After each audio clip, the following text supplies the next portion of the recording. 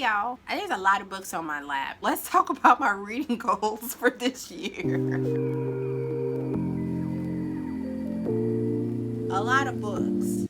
Some of these I've already mentioned, but these are the books that are kind of like on my year TBR. A lot of people do like a monthly TBR, but I'm a mood reader, so these are the books I want to say. These are the books I want to read this year, and maybe at the end, Lord willing, at the end of the year of this year, we'll see if I actually read these. So some of them I have started, some I plan to read this month and very soon. So throughout the year, you'll see, hopefully you'll see these books in a wrap up or in detailed book reviews. The first book, I have these in no particular order. I just pulled them off of the shelf. Thank goodness this requirement is meaning all of these are on my physical TBR on my shelves. So that's meaning the biggest requirement, which is read your physical TBR, which means I need to count again how many books I have. That's confidential information. Y'all ain't gonna be able to, I ain't gonna be able to tell you. I don't think I'll be able to offer that incriminating evidence. Just believe there's a lot of books that have been unread. First book is Robin Hobb's Royal Assassin. I'm still reading that. I actually just started this. I'm only about 10% through, so hopefully I have this finished for the January wrap up. I'm so excited. So Fitz Chivalry Farseer is getting on my nerves, but I'm here for it, so it's fine. You see these books falling, it's just gonna be what it is. We professionals and we live, baby, okay? We not stopping and starting this video. We just gonna keep going. So if books fall, they fall where they fall. J Legacy by Fonda Lee. I'm so excited about this one. This will actually complete one of my goals for completing a series. So yay. So I read this, I will have one series complete. So hopefully I'll get to this in February. I think. It just depends on how I'm feeling, but I have to find out. It's so... You'll find out all the details and synopsis in a later video, but believe me, this is one for epic time. Thank the Godfather in book form. That's as close as I can get to it. Absolutely stunning. Then we have Emma by Jane Austen. So definitely want to read more classics. That is not a goal, but I do like to vary my reading, or especially my yearly TBR, to, you know, different kinds of things, to just have a balanced reading experience, right? And to, you know, keep your reading palette bougie and fresh. Read all kinds of things that you're comfortable with. Don't be reading stuff that you know you ain't supposed to be reading. It ain't a list without Brando, Sando. Y'all already know. Brando, Sando gonna be on the list for sure. This is the first book in the Stormlight Archive. It is a mega epic series. It's supposed to be a 10-book series with the 5th book coming out in 2023. So it would be great to actually get up to date with this series. And I have heard nothing but absolutely amazing things about the reading experience for this book.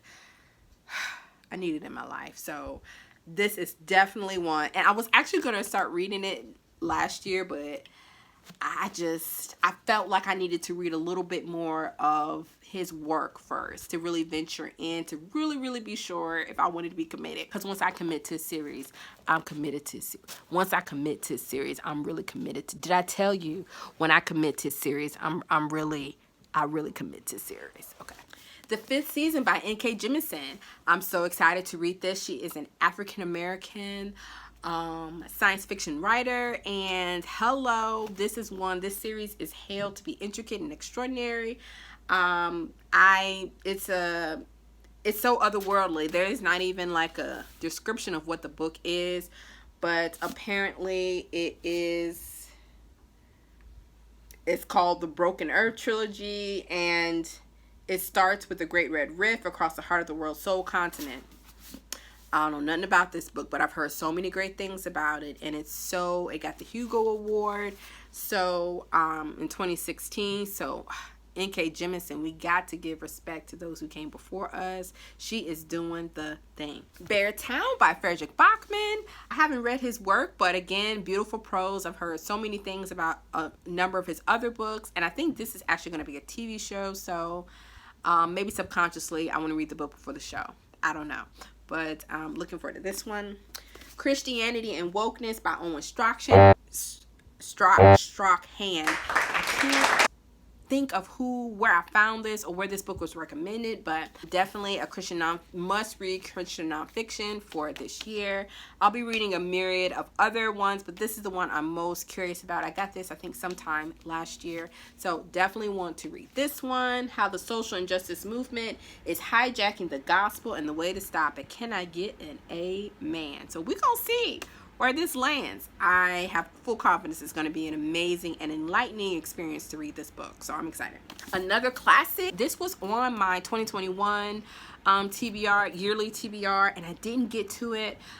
It is John Steinbeck's East of Eden, and I find it very interesting because it is sort of a retelling of Cain and Abel in our modern time, and it is apparently this is his like first book from Steinbeck, and so I would just enjoy reading this. I have a feeling that Bachman probably has a lot of inspiration from Steinbeck as well.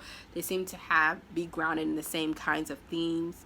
From what I can tell so far, so this is going to be great. I'm excited. So gotta have some classes in there too. Like I said, refine the bougie palette. We have some poetry. Jacqueline Woodson, Brown Girl Dreaming by Jacqueline Woodson.